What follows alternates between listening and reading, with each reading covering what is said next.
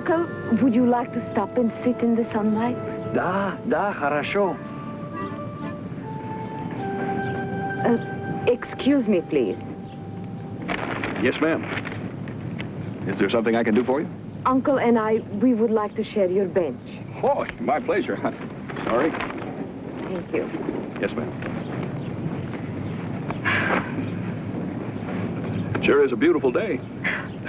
In my homeland, we do not get much sunshine. Oh, where's that? The USSR. USSR. Moscow, da. Moscow? You folks are here all the way from Russia? That is correct.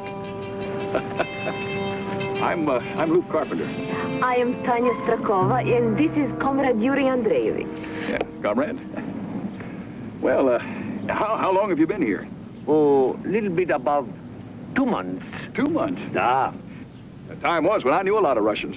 Oh, really? Sure, there were plenty. I mean, when my granddad knew a lot of Russians, that was up in Alaska during the gold rush. Unfortunately, it is not easy in these times for our people to be friendly with each other. Yeah, that's what I keep hearing. No harm in trying, though. But it can be discouraging and lonely. Yes, ma'am, I can understand. Say, would you folks like to drop by my house for a little visit? It's right near here. Might even have some vodka stashed away. Well, Uncle is tired. Also, I'm a good Russian. I never turned on vodka. Yet. We accept your kindness. Well, good. Let's go. It's right this way.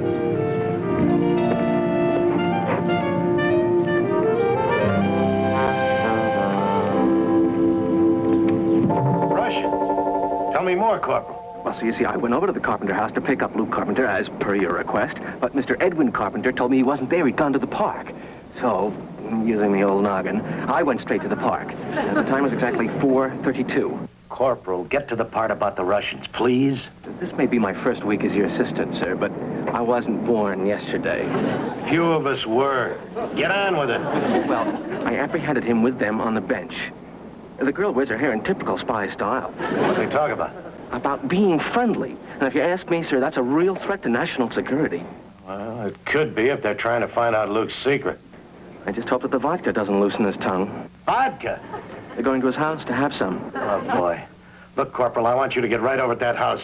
Your mission is to see that Luke is not alone with him. I'll get there as soon as I can. Yes, sir. Once upon a time, out in California, a 67-year-old man lived with his 33-year-old son. Meanwhile, up in Fairbanks, Alaska, there was this big avalanche. Get the connection? You know. 2 days ago, there was an avalanche in Alaska. A frozen object was discovered that's been identified as your father. After all these years.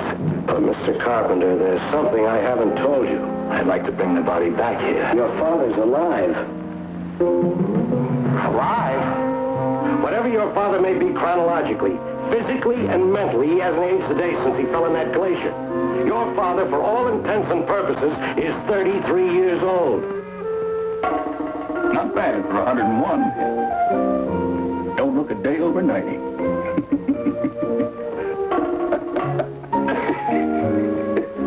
What are you doing on the floor? Playing with my grandson.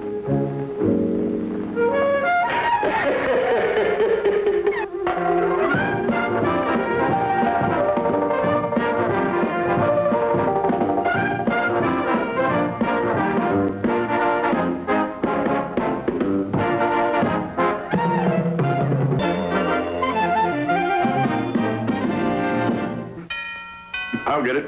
Partridge. Cheers. Yes? I'm Corporal Philip Phillips. The Colonel sent me. Oh, well, what's he throwing up to pester me with this time? Oh, this isn't a pestering call. It's social. It's purely social. He thought you might like some company. Well, I've got some company. Oh, good. But you're welcome to join us, Corporal. Corporal Philip, Phillips. This is Miss Tanya Strakova. How do you do? How you doing? Your comrade Yuri Andreevich. How do you do? Sir? And my father. How are you? You on duty, Corporal? Yes. Oh. No. Oh, what are you drinking? Since you're all having vodka, I'll have the same. How'd you know we were having vodka? That's a good question. How did I know that? And the answer is because I have an extremely well-developed sense of smell. But there's no smell to vodka. Oh, that's exactly how I knew you were drinking it. No smell. Oh. Hey, Miss Tanya, while the others are enjoying their drinks, would you like to see the garden? Oh, I should like that very much. So would I. I've always wanted to see your garden. Oh, well, why don't you go take a look? I'll show Miss Tanya some other time. No, I'd better not. There might be something out there to start up my hay fever. It's the season. Well, in that case, I can show you some other time. And I'll show Miss Tanya now. It's lovely. Well, thank you. Hey, Miss Tanya, in view of the fact that we only just met, if I asked you out to dinner tonight, would you consider it impertinent? I'd consider it impertinent. Well, Corporal, you wouldn't have to go. Ma'am, would you consider it impertinent? If you take me for American hamburger, I would consider it a delight. Well, then, hamburgers it is. Matter of fact, I kind of like them myself. But now we must be returning to the hotel. My uncle, he has not done his practicing yet today. Oh, I see. Well, it sure has been a pleasure meeting up with two such fine people. This way, ma'am.